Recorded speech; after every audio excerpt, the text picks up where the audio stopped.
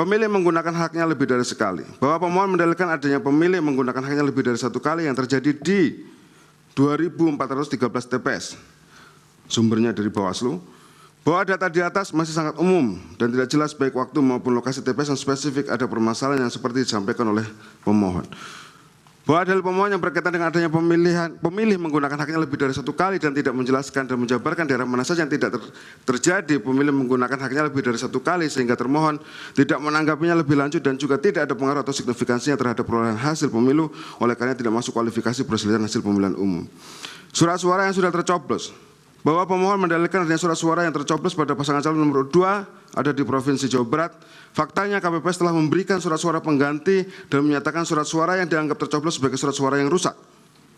Pada saat ini pihak-pihak yang menuduh adanya surat suara tercoblos telah diproses dan tidak ditindak melalui penegakan tindak pidana pemilu. Bahwa peristiwa dugaan surat suara tercoblos di Provinsi Jawa Barat adalah dalil yang tidak jelas karena tidak menyebutkan di TPS mana atau desa kelurahan mana. Namun demikian jika peristiwa yang dimaksud oleh pemohon tersebut terjadi di Provinsi Jawa Barat maka telah dilayani dan surat suara yang diduga tercoblos telah dianggap sebagai surat suara yang rusak. Penghitungan dilakukan sebelum waktu pemungutan selesai.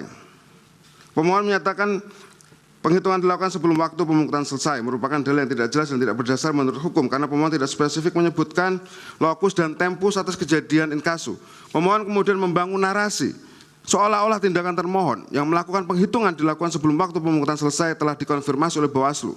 Faktanya termohon tidak pernah mendapatkan rekomendasi untuk melaksanakan pemungutan suara ulang sebagaimana dalil atau tuduhan tersebut yang disampaikan oleh pemohon. Maka terhadap dalil pemohon haruslah ditolak.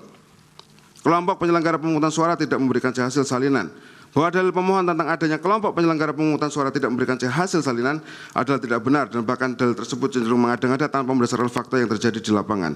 Ketidaksesuaian jumlah surat suara dengan jumlah pemilih. Bahwa dalil pemohon tentang adanya ketidaksesuaian jumlah surat suara dengan jumlah pemilih adalah tidak benar dan bahkan dalil tersebut cenderung mengada-ngada tanpa berdasarkan fakta yang terjadi di lapangan. Permasalahan Sirekap. Bahwa dalil pemohon yang mendalilkan adanya kecurangan yang dilakukan oleh termohon melalui sistem IT dan Sirekap adalah tidak benar. Keputusan KPU nomor 66 tahun 2024 menyatakan bahwa Sirekap adalah perangkat aplikasi berbasis teknologi informasi sebagai sarana publikasi hasil penghitungan suara dan proses rekapitulasi hasil penghitungan suara serta alat bantu dalam pelaksanaan hasil penghitungan suara pemilu. Pendeknya adalah Sirekap hanyalah sarana publikasi dan alat bantu penghitungan suara pemilu. Sekali lagi hanya alat bantu dan bukan merupakan dasar dalam menetapkan hasil pemilihan umum oleh termohon. Penetapan hasil pemilihan umum oleh termohon basisnya adalah tetap penghitungan suara yang dilakukan mulai dari TPS, kecamatan, kabupaten, kota, provinsi, dan pusat.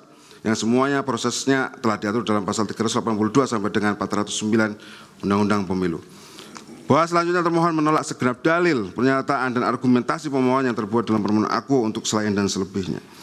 Petitum yang mulia, berdasarkan segala hal di atas, termohon dengan ini menyampaikan permohonan kepada Mahkamah Konstitusi untuk menjatuhkan putusan dengan nomor sebagai berikut. Dalam eksepsi, menerima dan mengabulkan eksepsi termohon untuk seluruhnya, menyatakan permohonan pemohon tidak dapat diterima. Dalam pokok perkara, menolak permohonan pemohon untuk seluruhnya, menyatakan benar dan tetap berlaku keputusan Komisi Pemilihan Umum nomor 360 tahun 2024 tentang penetapan pemilihan umum presiden dan wakil presiden, anggota Dewan Perwakilan Rakyat, Dewan Perwakilan Daerah, Dewan Perwakilan Rakyat Daerah Provinsi, dan Dewan Perwakilan Rakyat Daerah Kabupaten Kota secara nasional dalam pemilihan umum 2024 tanggal 20 Maret 2024. Menetapkan perolehan suara hasil pemilihan umum presiden dan wakil presiden tahun 2024 yang benar adalah sebagai berikut. Nomor urut 1, Haji Anies Rashid Baswedan, PSD, dan Dr. Haji Abdul Muhaimin Iskandar. Perolehan suaranya 40.971.906. Nomor urut 2, Haji Prabowo Subianto dan Gibran Rakabuming Raka. Perolehan suaranya 96.214.691. Nomor urut 3, Haji Ganjar Pranowo dan Profesor Dr. Haji Mahfud MD. Perolehan suaranya 27.040.878. Total suara sah 164.227.447 atau 475.